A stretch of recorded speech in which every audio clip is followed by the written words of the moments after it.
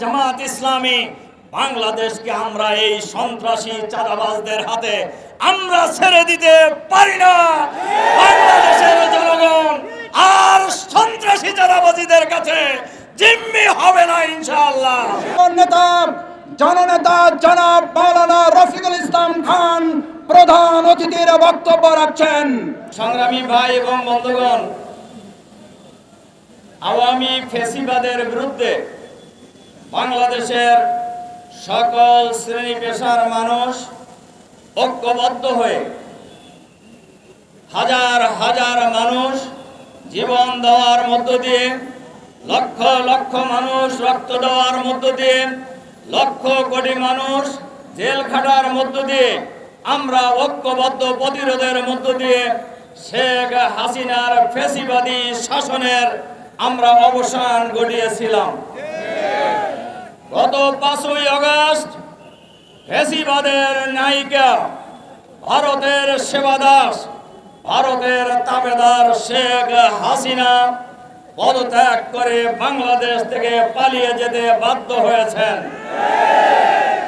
শেখ হাসিনা পালানোর পরে বাংলাদেশের মানুষ নিশ্চিন্ত হয়েছিল আর সন্ত্রাসীদের হাতে আর কাউকে জীবন দিতে হবে না। বাংলাদেশের মানুষ আশ্বস্ত হয়েছিলেন কোন চাঁদাবাজের কাছে বাংলাদেশের মানুষকে আর চাঁদা দিতে হবে না। বাংলাদেশের মানুষ আশ্বস্ত হয়েছিল আর মা বোনদের ইজ্জত নিয়ে ছিনিমিনি খেলা হবে না। কিন্তু আমরা লক্ষ্য করেছি 5ই আগস্ট হাসিনা পালিয়ে যাওয়ার পর বাংলাদেশের একটি দল নিজেদেরকে দেশের মালিক বনে গিয়েছেন। তারা মনে করছেন আওয়ামী লীগ নাই, আমরাই তো এখন, এবং এটা মনে করেই তারা নিজের মনে করেই এই সকল কর্মকাণ্ড তারা এখন চালিয়ে যাচ্ছে। দেখেন, আমরা দীর্ঘদিন একসাথে আন্দোলন করেছি। আমরা তো এইভাবে আগে কোন সময় নামিনি, বিশেষ করে 5ই আগস্টের পরে। আমরা কেন নামলাম আজকে? এই দেশের মানুষ, আপনারা ডক্টর মাসুদ বলতেছিলেন গত রাত ছিল হাসিনার বিরুদ্ধে ঢাকা বিশ্ববিদ্যালয়, ইডেন কলেজ সহ সারা বাংলাদেশে যে প্রতিরোধের আগুন জ্বলে উঠেছিল, সেম প্রতিরোধের আগুন জ্বলে উঠছে গত রাত্রে থেকে আর কি। এবং আপনারা লক্ষ্য করেছেন সারা বাংলাদেশেই এই চাঁদাবাজের বিরুদ্ধে, হত্যাকাণ্ডের বিরুদ্ধে, দুর্নীতির বিরুদ্ধে বিক্ষোভ মিছিল হচ্ছে। কিন্তু এই মিছিল তো হওয়ার কথা ছিল না। হাসিনা তো পালিয়ে গেছে, তাহলে এই চাঁদাবাজি কারা করতেছে? আপনারা নির্বাচন চান দৈনিকই, চাঁদাবাজের বিরুদ্ধে কথা বলেন না কেন? আপনারা নির্বাচন চান, আপনারা এই হত্যাকাণ্ডের বিরুদ্ধে কেন কথা বলেন না? কেন আপনাদের খুনিদের পক্ষ নিয়ে কথা বলতে হয়? আপনারা কি এখনো দলীয় সন্ত্রাসীদের চিন্তা চেতনার বাইরে ঊর্ধ্বে উঠতে পারেন নাই? সংগ্রামী ভাই এবং বন্ধুগণ, মিটফোর্ড হাসপাতালের সামনে যে হত্যাকাণ্ড, এই হত্যাকাণ্ড গোটা জাতিকে অবাক করে দিয়েছে যে কিভাবে এই সোহাগ, আমাদের এই ভাইটির অপরাধ কি ছিল? সঞ্জীবনী যুব দলেরই লোক ছিল এক সময়, সে যে দলেরই লোক, মানুষ তো সে তো বাংলাদেশের নাগরিক। তার অপরাধটা কি? অপরাধ হলো তার কাছে চাঁদা চাইছে, সে চাঁদা দিতে রাজি হয় নাই। আচ্ছা বলেন তো, এটা কি কোনো অপরাধ না একজন নাগরিকের অধিকার? নাগরিকের অধিকার, নাগরিকদেরকে ব্যাপারে সজাগ হতে হবে। আমি নাগরিকদেরকে একটা কথা বলবো, দেখেন সোহাগকে যখন হত্যা করা হয় বহু লোক কিন্তু আশেপাশে ছিলেন। এই সন্ত্রাসী চাঁদাবাজরা কতজন ছিল? সবাই খালি পায়ের জুতো খুলে মারলেই তো মাটির সাথে মিশে যেত। জনগণ যদি ঐক্যবদ্ধ প্রতিরোধ গড়ে তুলতে না পারে, আজকে সোহাগকে ধরছে, আগামীকাল আমাকে ধরবে, আগামীকাল আপনাকে ধরবে, আগামীকাল যাকে ইচ্ছে তাকে ধরবে। আমরা বাংলাদেশ জামাত ইসলামী বাংলাদেশকে আমরা এই সন্ত্রাসী চাঁদাবাজদের হাতে আমরা ছেড়ে দিতে পারি না।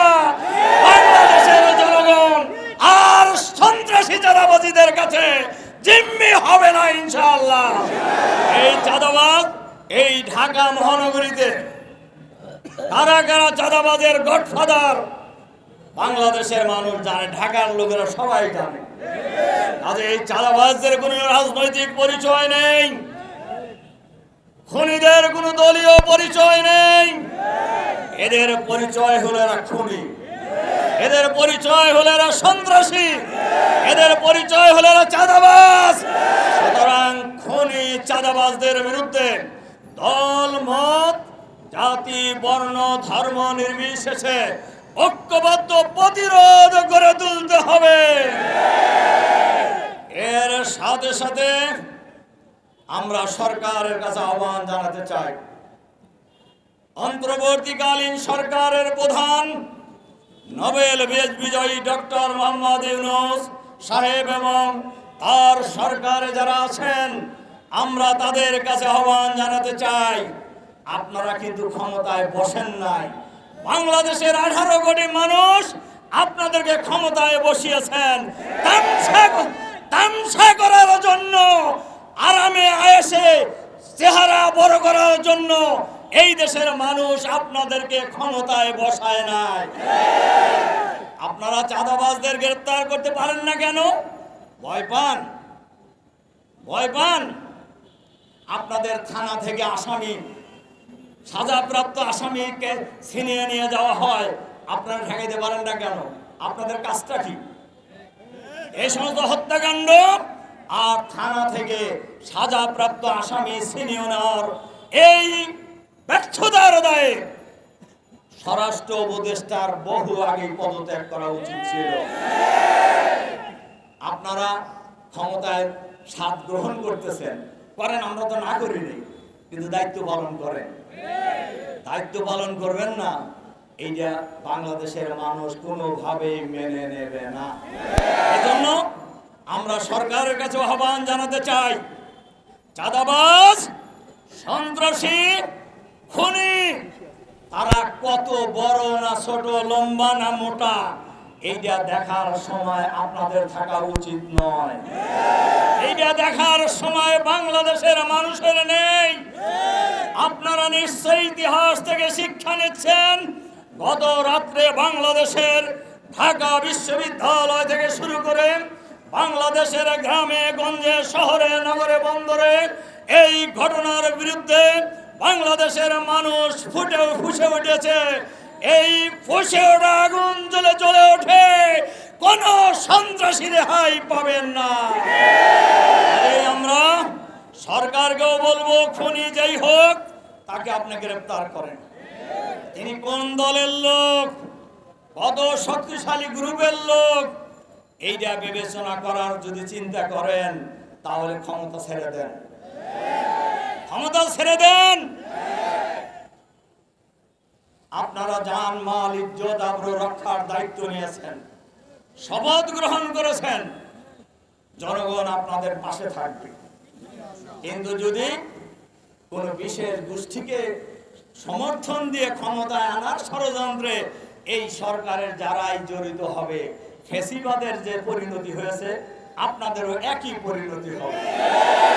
আমরা এটাও লক্ষ্য করেছি, বাংলাদেশের বহু জায়গায় থানা এবং অফিস এখন বাংলাদেশের একটি দলের দলীয় কার্যালয়ে পরিণত হয়েছে। এই জন্য তো মানুষ জীবন দেয় নাই, এই জন্য তো মানুষ রক্ত দেয় নাই, এই জন্য তো মানুষ আহত হয় নাই, এই জন্য তো মানুষ ফ্যাসিবাদের বিরুদ্ধে লড়াই করে নাই। এজন্য আমি সরকারকে যেমন বলবো, আবারও বাংলাদেশের সকল শ্রেণী পেশার মানুষ, দল মত জাতি বর্ণ ধর্ম নির্বিশেষে ঐক্যবদ্ধভাবে সন্ত্রাসীদের বিরুদ্ধে, খুনিদের বিরুদ্ধে ঐক্যবদ্ধ প্রতিরোধ করে তোলার আহ্বান জানিয়ে আপনাদের প্রতি আবারও আন্তরিক সালাম মোবারকবাদ জানিয়ে আমার বক্তব্য এখানে শেষ করছি। আল্লাহ হাফেজ। বাংলাদেশ জিন্দাবাদ, বাংলাদেশ জামাত ইসলামী জিন্দাবাদ। সন্ত্রাস এবং খুনিদের বিরুদ্ধে ঐক্য ঐক্যবদ্ধ প্রতিরোধ গড়ে তুলুন।